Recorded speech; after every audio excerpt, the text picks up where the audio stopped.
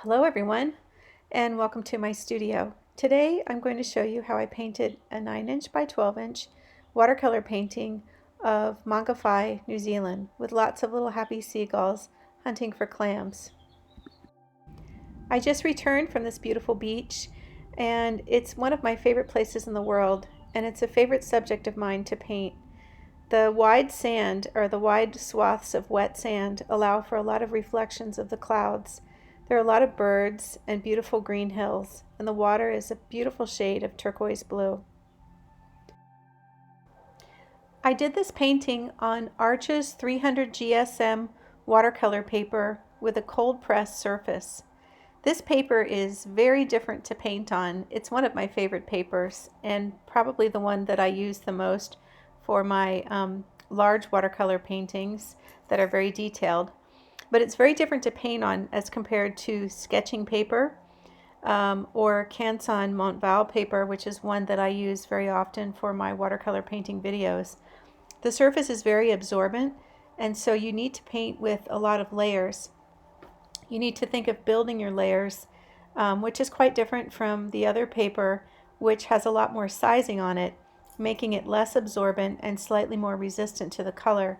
So you end up with a lot of the colors sitting on top of the paper instead of getting absorbed in the paper.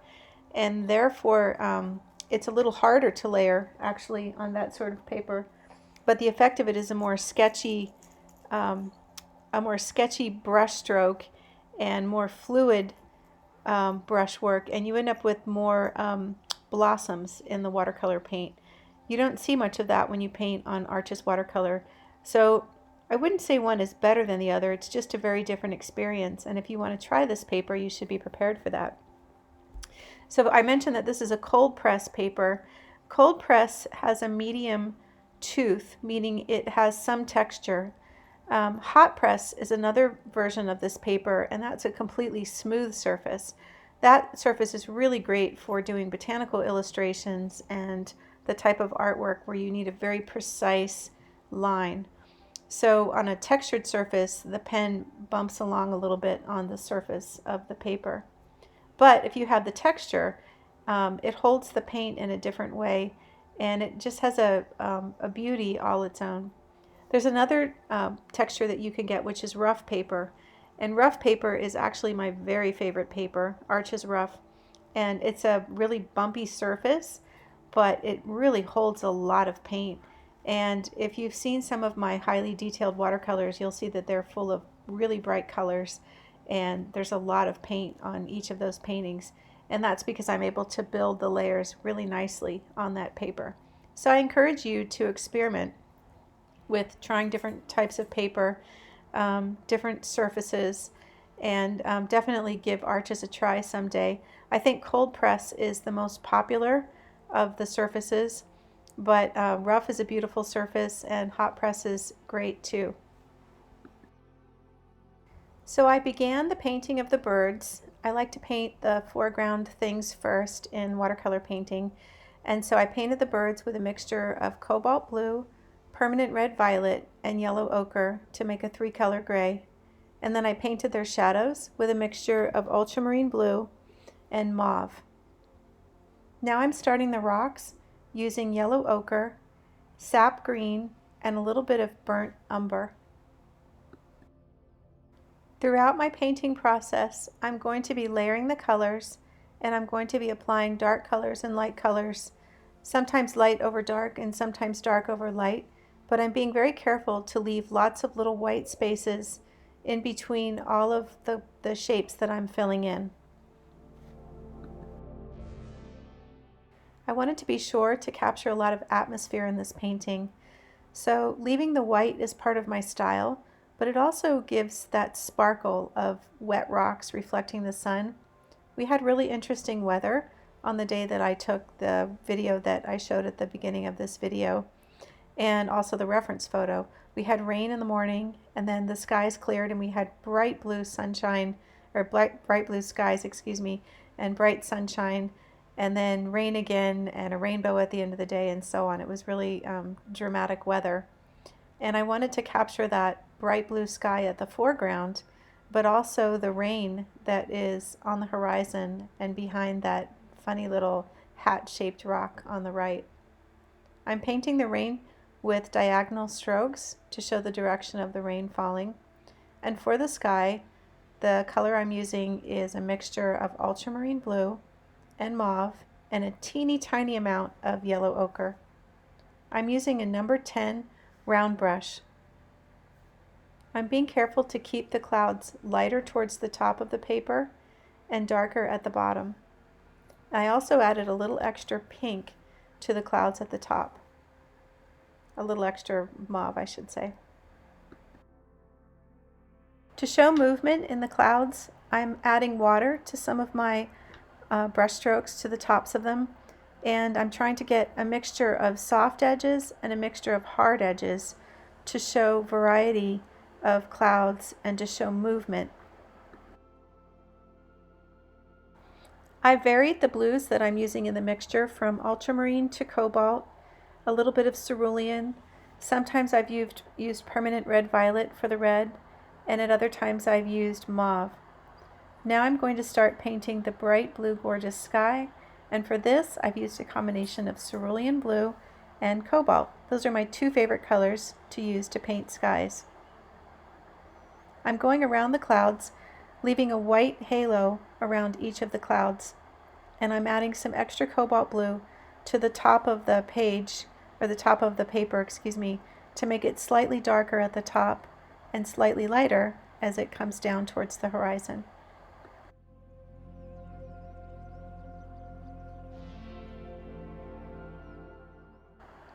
Now I'm going to paint the ocean with a mixture of Prussian blue plus phthalo green plus cerulean blue.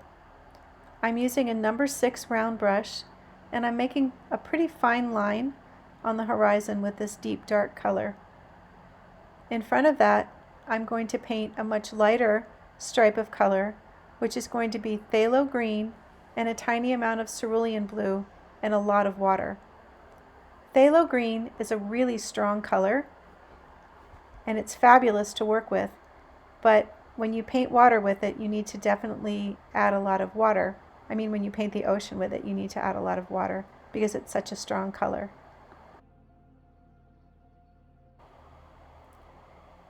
Now I'm going to paint where the cloud shadows are on the water. I'm using mauve and ultramarine blue, and I'm still using my number 6 round brush. I'm keeping my edges soft, so after I paint the dark colors, I'm going back in with a little bit of water to soften the brush strokes. The water in front of the dark cloud shadow water is back to the phthalo green and cerulean blue, and I'm making small little strokes to imitate the water moving, and I'm leaving white spaces in between on purpose. As I come forward and get closer and closer to the rocks, I'm going to make the water more greenish and show that some of the sand is mixed in with it, and I'm going to keep leaving lots and lots of white spaces between the strokes of color.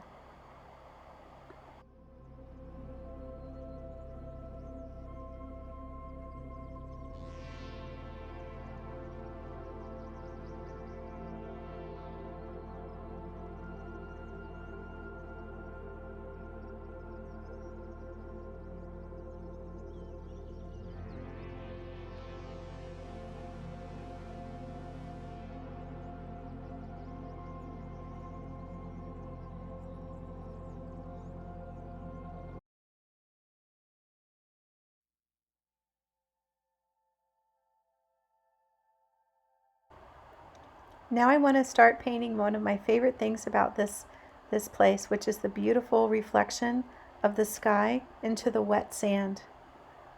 I'm using cobalt blue and a little bit of permanent red violet, and I'm making strokes that are vertical and also horizontal.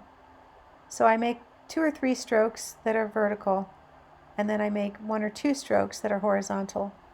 And I keep going back and forth with this pattern, and that's how I create reflections. And of course, I'm leaving lots of white space in between my brush strokes. I'm keeping the value light as I'm planning to layer and add some of the brighter blue sky later on, and then I'm going to go over it again with my opaque white to capture some of the atmospheric look, but that will be at the end of the video.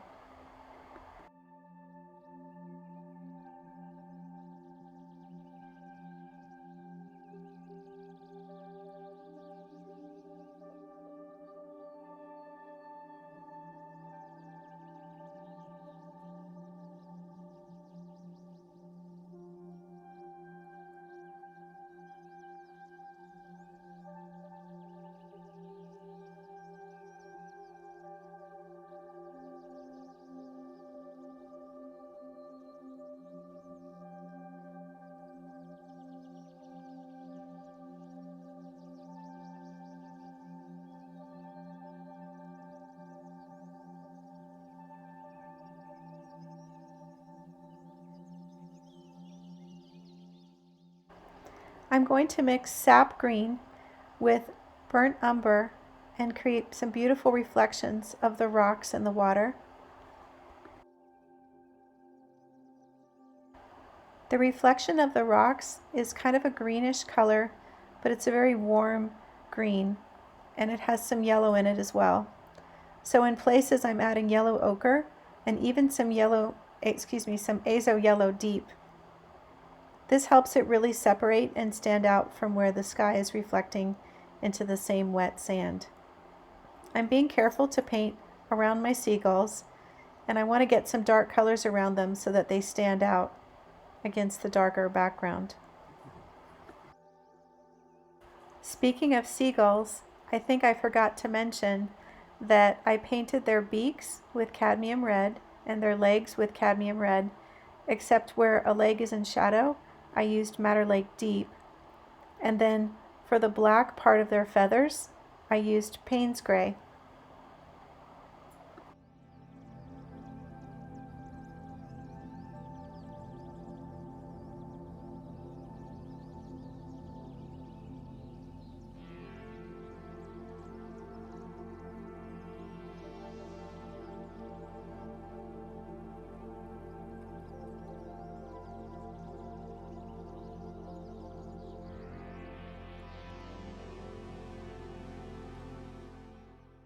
Now I'm going to paint that funny little rock in the distance and also the dark lava rocks that make that little peninsula. So I'm using Hooker's Green and Yellow Ochre and a tiny bit of Madder Lake because it's quite dark against the sky. And the greenery sort of goes around the outer edges of it, and in the center there's a whitish looking rock section. So I'm using yellow ochre for the light part of the rocks on the peninsula, and then underneath them I'm going to add Payne's Gray.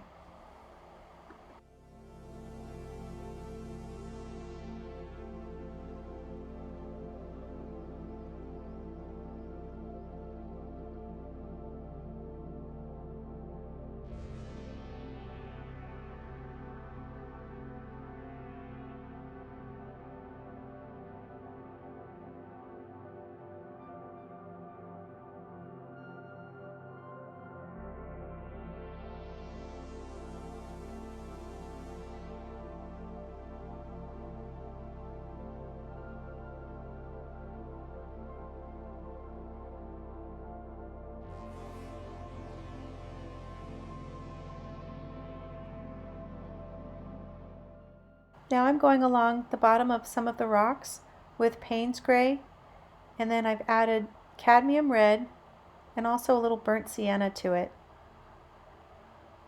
I want a nice rich warm color for the bottom of the rocks where they meet the green sand, or excuse me, the green reflections. I want my sea rocks to really come forward and be dramatic, and so I'm using my number 6 round brush to make some kind of thin lines and just really give a nice contrast to the light brown. This really helps them have dimension, come forward. It makes them look wet and very much gives them a nice three-dimensional look. For the sand, I'm using yellow ochre plus mauve and quite a lot of water.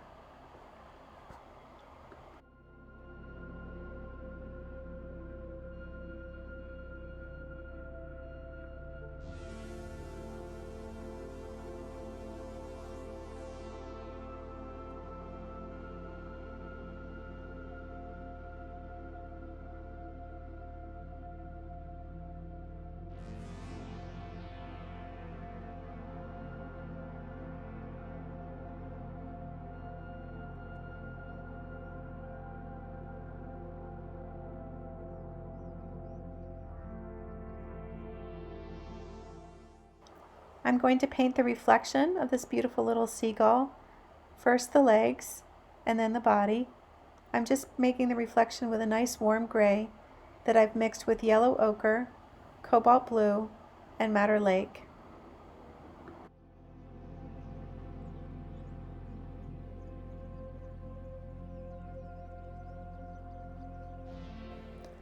I'm adding some more dark accents to my rocks and also some warm colors. I've done some layers with burnt sienna, cadmium red, and yellow ochre, and even a little bit of azo yellow deep here and there. For the extra dark parts, I'm using mauve and Payne's gray. For the dark reflection underneath the rocks, where it meets the wet sand, I used a mixture of mauve and ultramarine blue. And then I softened the edge with water because a soft edge is a wet edge, and so I wanted it to look really wet where the rocks meet the sand and have that reflection look very realistic. Notice how all the little white flecks are still showing and just kind of add to the sparkle of the scene. There's some black sand mixed in with the golden sand, and so I'm painting this with a mixture of mauve and Payne's gray. I like the extra lines in the foreground, and when I have a painting with a straight horizon like this one, I like to make sure that in the foreground I try to take opportunities to create lines that are more organic in shape and not so straight. This dark sand moving through the light sand is a perfect opportunity to do that. Now I'm going to brighten some of the blue sky reflections. I'm using cobalt blue by itself, and I'm back to my number 10 round brush. Notice how I'm making my strokes vertical and also horizontal. I always do this when I'm painting reflections.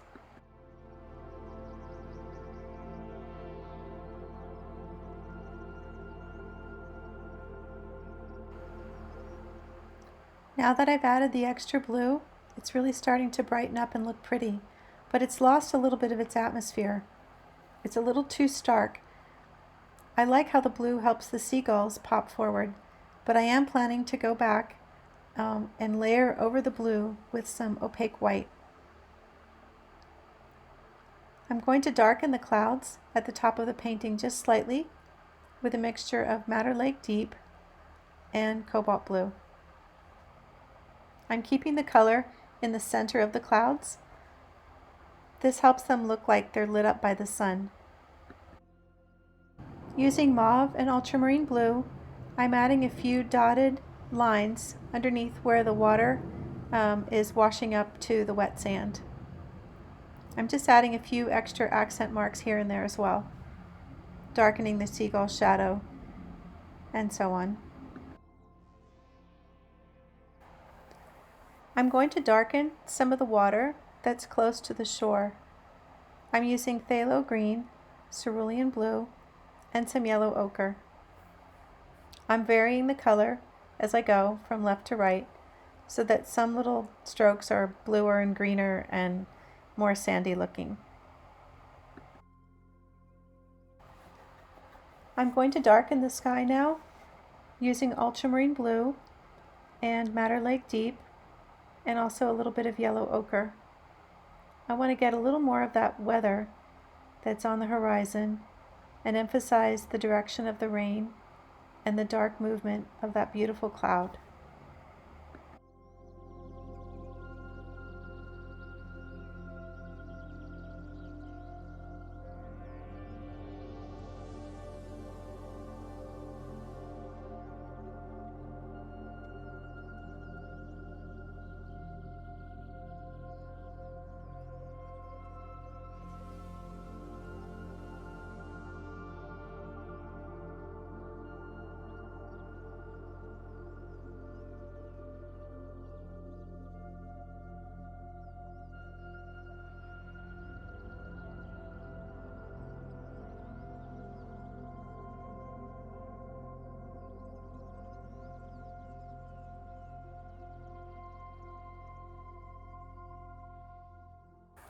Now that I'm happy with the clouds, I'm using opaque white and a number 10 brush and very little water to add some more atmosphere to the to the wet sand reflections.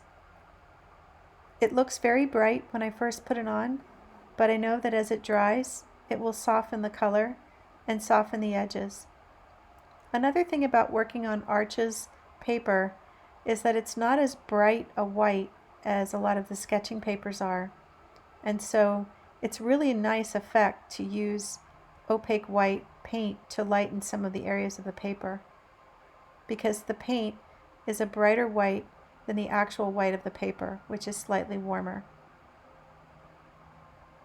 So I'm making most of my strokes vertical, but I'm also softening the edges with water. And I'm making some thin vertical strokes within the dark green reflections of the rocks.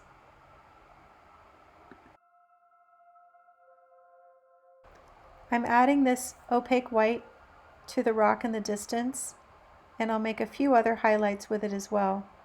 Once again, when I first put it down on the paper, it looks very bright, but I know that when it dries, it will be much more transparent.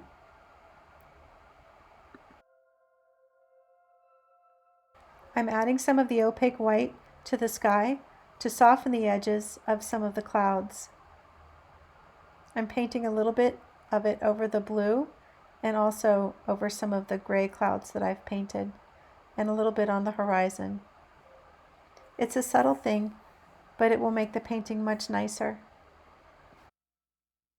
Thank you for watching this painting demonstration of Mangawhai, New Zealand.